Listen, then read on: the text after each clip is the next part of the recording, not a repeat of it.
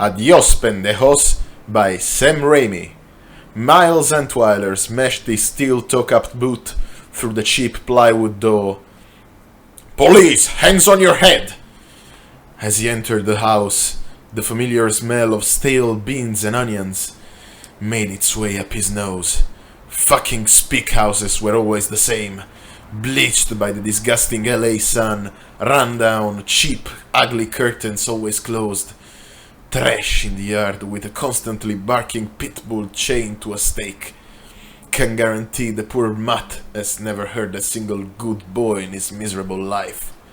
Fuck! Dogs were more human than these goddamn wetbacks, but but not other minorities. They were just as inhumane. You can always get the measure of a man, but by how he treats his dog. Miles went in, gun first. The stench of the Biner cuisine grew stronger. The interiors were as bad as the exteriors.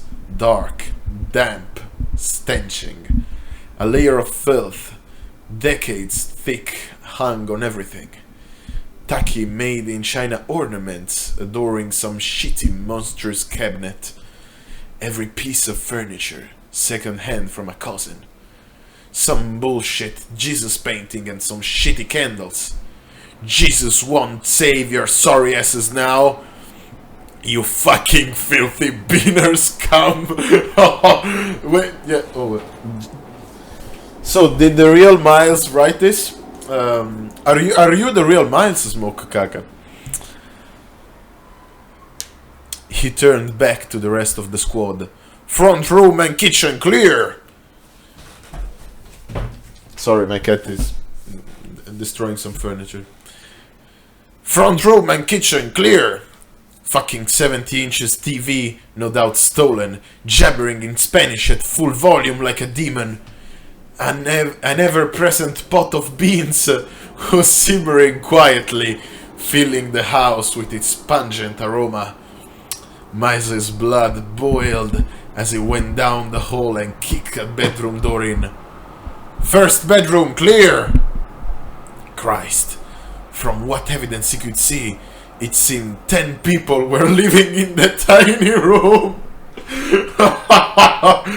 Termites live better than these pigs.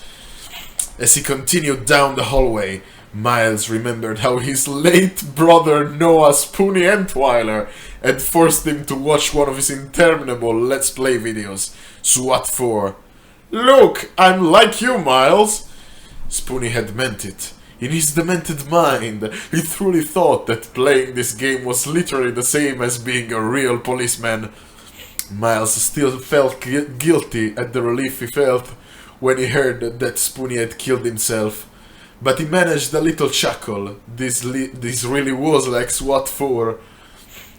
The next door was slightly ajar, so he pushed it gingerly. As it swung open, a maniacal scream filled his ears, and a monstrous little shape was rushing towards him. Bang! Bang! Bang! Miles had been top shooter at the police academy. He never missed his targets. The body slumped to the floor. He pulled it over. Staring with brown eyes was the blockbuster buster. Even in death, he was distinctive with stupid wetback. This is not my fault.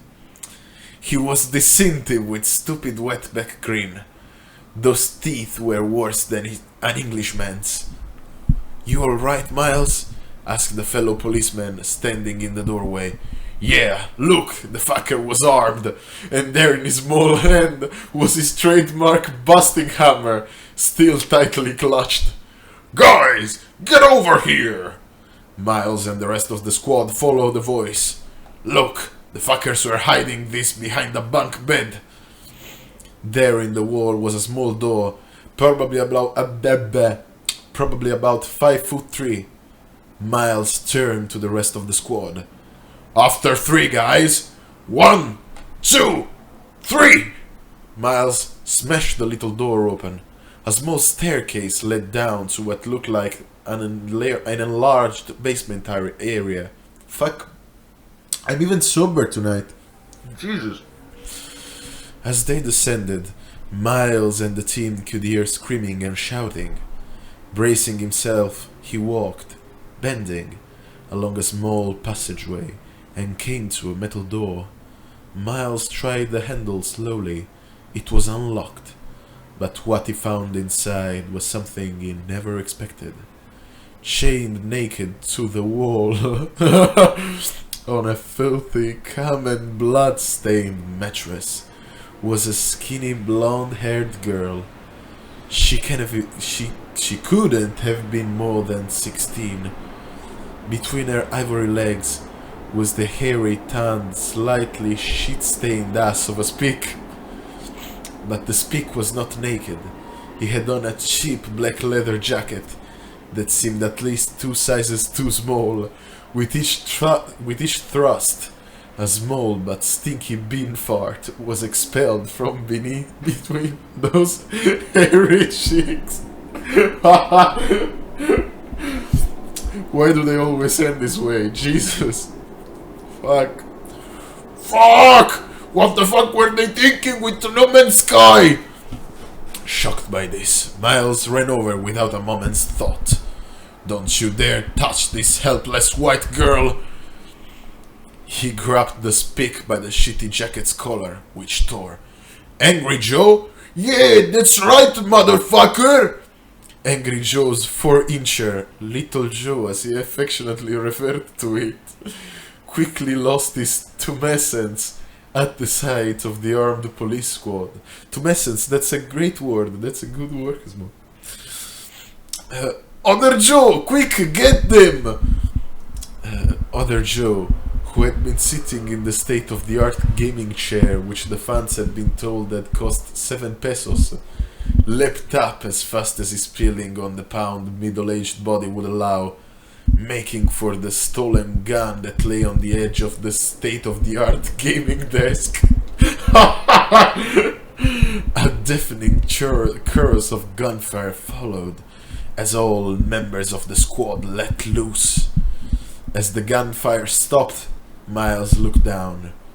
There lay the rotund bodies of Angry Joe and Other Joe. Miles unchained the girl, who seemed to be jabbering in Swedish, a wild look in her eyes. He picked her up gently and carried out of the squalid hellhole where she had clearly been imprisoned for some time. It's okay, sweetheart. You're going to be okay.